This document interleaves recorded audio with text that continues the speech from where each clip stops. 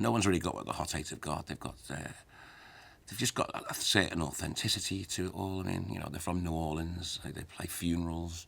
They do all those funeral march stuff.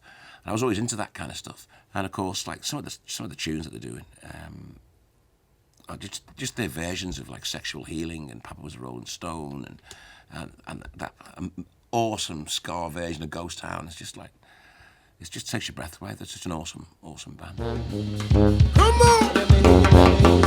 Come on! Rock with the party! Rock with the party!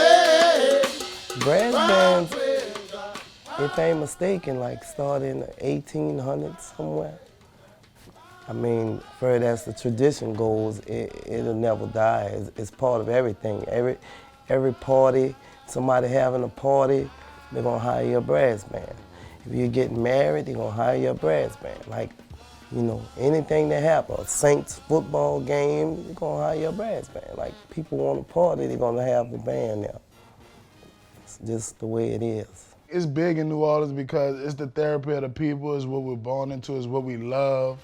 You know what I'm saying? It's an every Sunday thing. So every Sunday, people from all parts of the city could get together, everybody could come together and just, you know, just talk, have fun, dance to the music and love the music and just enjoy the parade and follow along with the parade. So it's a big show, it's a big social thing. There's no place but the end of that I'd rather that down in New Orleans. The city's still rebuilding, but it's cool to me.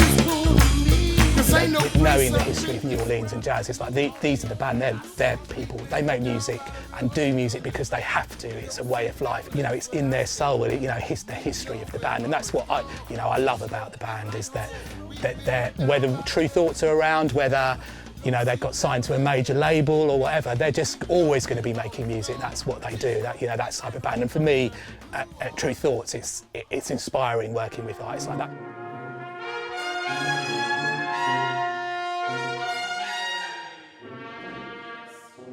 In the beginning, starting off, it was just kind of like that, in your face, straight from the hood, street music, like some of the situations that we were going through and living through were into it, but it was just kind of our interpretation of everything, not really trying to cater to our crowds or our different styles of audiences.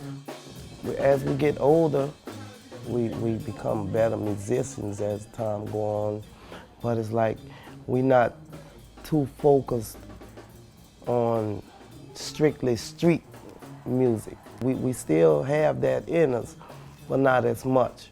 You know, we try to cater to a broader audience now. We try to feed everybody. Well, if you're 70 years old, we can please you. You know, if you're 30 years old, we can please you. Or if you're 10 years old, we can even please you. You know what I mean? So we try to like make sure we reach everybody instead of one type of music. So we will play all kinds of different stuff. That was the Hot Eight Brass Band. They would take it to the house. This is the Greg Charles Funk and Soul Show live on BBC Radio 6 Music. We sure enough hope you're feeling groovy. You guys must be one of the unluckiest bands around. I mean, you've lost, what, 4 of your members have kind of have died violent deaths, would you say? The level of violence is escalating. Really a part of the culture down in New Orleans, and it's not odd to lose people that are close to you or know somebody, even if it's not a family member or a friend, you'll know somebody who like directly affected by it. So the first time it happened to us was in 1996. The guy who it happened to, his name was Jacob Johnson, and he was murdered in the Calliope Project. After that, in 2003, we lost another band member, Joseph Williams, and he was gunned down by the police, like right there in the Tremé area. So it felt like at that point, we were progressing a lot. It felt kind of like every time we started to get our shit together, and it just felt like something was gonna happen.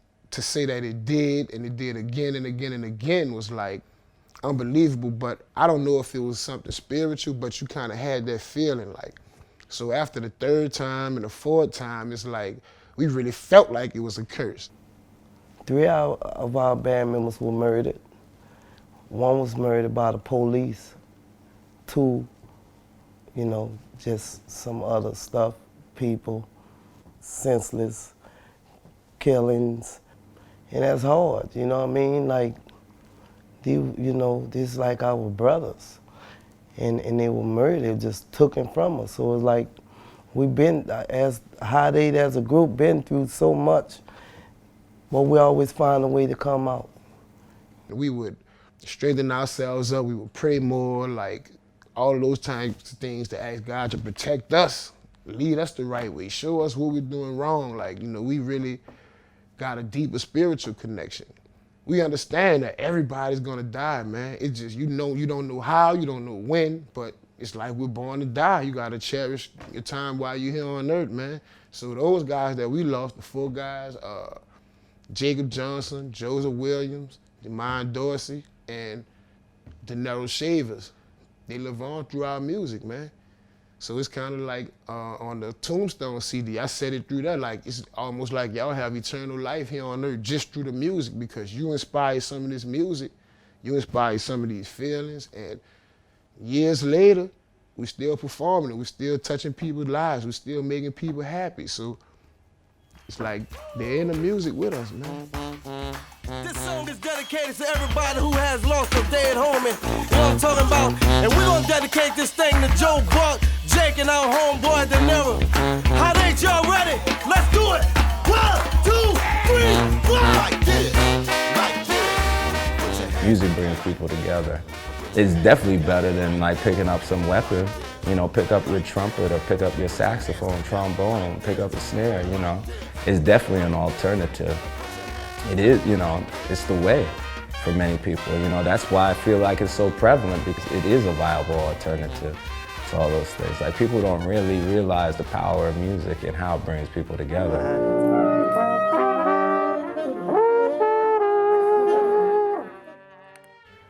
The music that we play is feel-good music. It help people in their household, man. It help people with their relationships, It help them spark their relationships up. If their relationship is boring, it help people just feel like they, have life again, It's positive. It just feel good music. Ain't no way I can explain it more. Baby, I'm hot just like an oven. I need some loving. And baby,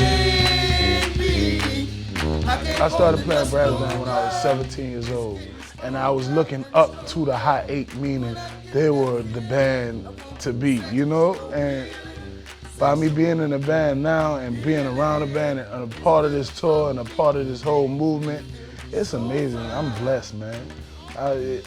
All praise be to God, because without God, I don't think I would be able to, work my way up to this status. So I'm very proud of myself as an individual musician to get a chance to play with these guys at the stature they are, because they worked so hard. They kept the band together for 20 years, and that's a hard job. It's a hard job. So, being a part of this bicentennial tour is just awesome. It's great. I'm glad to be a part of the Hot 8. I'm glad to be a part of 20 years in the making. It's just awesome, man. It's a blessing to me. You couldn't have told me that we can do what we doing, playing music, playing instruments, I wouldn't have never believed that. If you'd have told me this years ago, that we can tour, that we can have records, that we can have music and movies and this and that, I wouldn't have believed it. And it's only because of the fans. We can't do it. We won't be here without them. So I thank them dearly. We truly appreciate them, and look out, because we ain't finished yet.